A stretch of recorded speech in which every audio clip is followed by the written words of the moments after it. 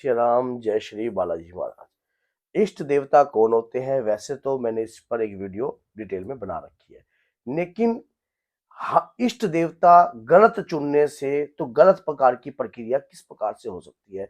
देखिए, काफी लंबे समय से अगर आप किसी देवता की पूजा कर रहे हो, मान लीजिए आप माँ कालका की पूजा कर रहे हो और बाद में किसी के कहने से आप माँ कालका की पूजा को बंद कर कर कोई और देवता की पूजा करने लग जाते हो, तो इससे भी नुकसान होता है। ऐसा करना चाहिए या नहीं करना चाहिए, इन सारी बातों से पर्दा उठाऊंगा, क्योंकि आपको पता है कि 33 कोटि देवी देवताओं की कृपा जो है सत्य सनातन धर्म के माध्यम से हमें प्राप्त हुई है। और सच्चाई तो ये है कि कलयुग के जागृत देवता हनुमान जी महाराज की पूजा करने से किसी भी प्रकार का कोई भी नुकसान नहीं होता है। लेकिन कई बार ऐसा होता है कि अगर हम किसी उग्र शक्ति, तामसिक शक्ति की पूजा करते हैं और बाद में अगर उस पूजा को हम बंद कर देते हैं, तो हमारा क्या क्या नुकसान हो सकता है, ये भी मैं आपको बात इस वीडियो में बताऊंगा। ऐसा एक भक्त के साथ हुआ है, उन्होंने बताया कि गुरुजी, मैं पहले मान लो ऐसी पूजा करता था, फिर मानो मैंने उनको छोड़कर किसी और इष्ट देव को मैंने उनको बना लिया,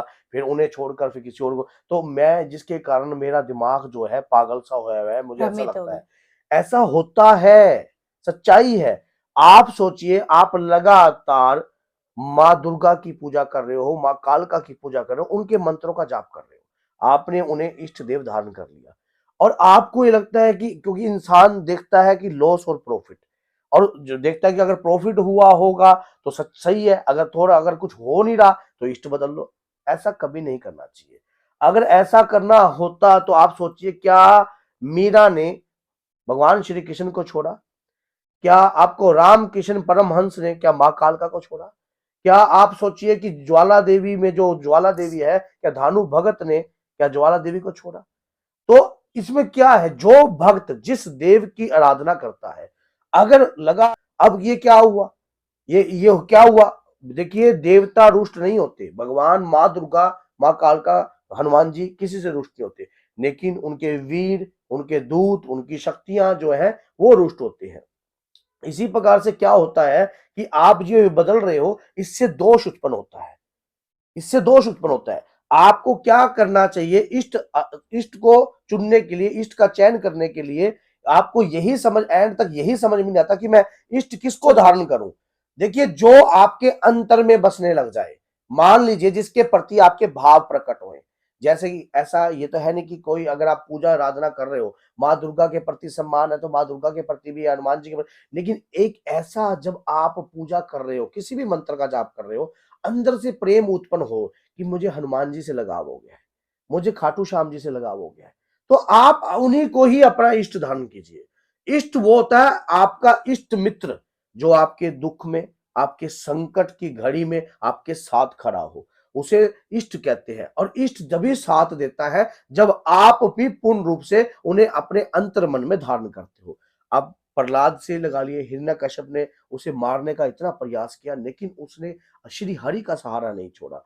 हर समय उन्होंने श्री हरि का गुणगान किया, श्री हरि की कृपा उनके ऊपर, अंत समय तक भी हरि की कृपा ही उनके ऊपर रही। और अंत समय में उनकी पीढ़ी में भी आपको पता है कि राजा बलि ने भी, जब बावन भगवान जब आए तो उन्होंने 3 पग भूमि दान मांगी थी, तो उन्होंने तीसरा पग अपने सिर पर लिया। तो पीढ़ी पर कृपा श्री हरि की ही चल रही है। इसी प्रकार से अगर कोई भगत सच्चे मन से अपने इष्ट आराध्य की कृपा को जागृत कर देता है, तो पीढ़ी में इतिहास बन जाता है और उस पे कृपा कभी हटती नहीं है, वो कृपा पीढ़ी में भी चलती है। अब आप क्या करते हो, जो इस देवता ने नहीं दिया उसको बदल लो। ये कोई दुकान नहीं है, ये कोई दुकान नहीं है, ये कोई खिलवाड़ नहीं है, ये आस्था है। ये जिसका विश्वास है, वो उस व्यक्ति को कभी ऐसा कार्य नहीं करना चाहिए। देखिए, माँ दुर्गा की पूजा कर रहे हो तो हनुमान जी की कृपा तो होगी, और अगर हनुमान जी की पूजा कर रहे हो तो माँ दुर्गा, भगवान राम की कृपा भी होगी।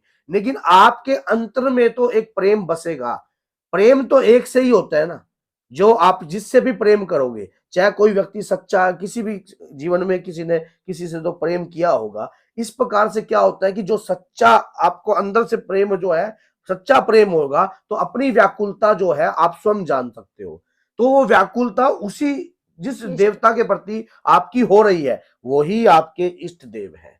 वही आपके इष्ट देव है। अब ये बात रह गई कि आपके इष्ट देव आपको चुनते कैसे हैं।